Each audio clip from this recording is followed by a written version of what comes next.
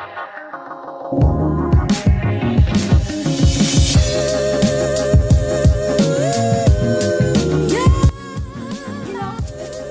เลย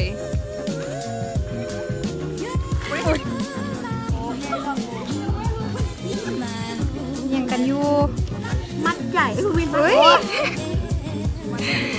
มัดใจกันใจลอยบายดีอย่างช่วงนี้คงมีคนมาคิดเครื่องตกนะอยู่ในงานยังโอ้ยเบิดเลยโฟโต้บูธของIR Gen 11โอ้ยนี่ในห้องเองเนาะนี่พวกนั้นว่ามันแบบฝันทำงานเข้ามาฝันตัวซอก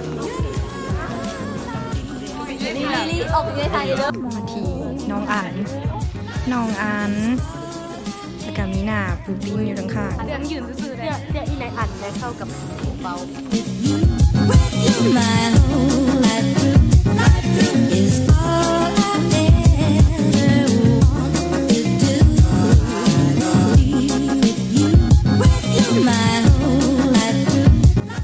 ความรู้สึกเป็นไงพูดแล้ว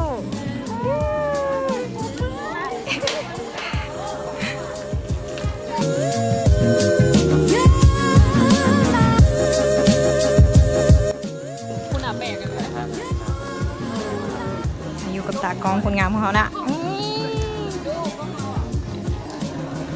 มาฮอดตากล้องคนเขาแล้วให้เป็นอะไรนะนี่ตากล้องสัมผัสความรู้สึกฮอนลมเลยบ่แดดบ่สุดแดดทุกคน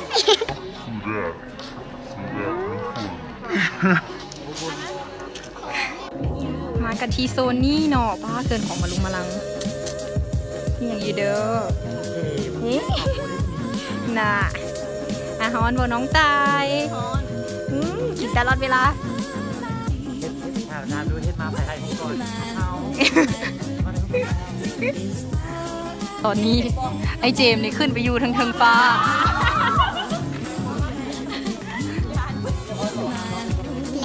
ไอ้เจมก็ขึ้นไปอยู่ทางแล้วแล้วโดโดก็ต้องเป็นคนขึ้นไปเอาอีกแล้วโดคุณนี่โยสกิล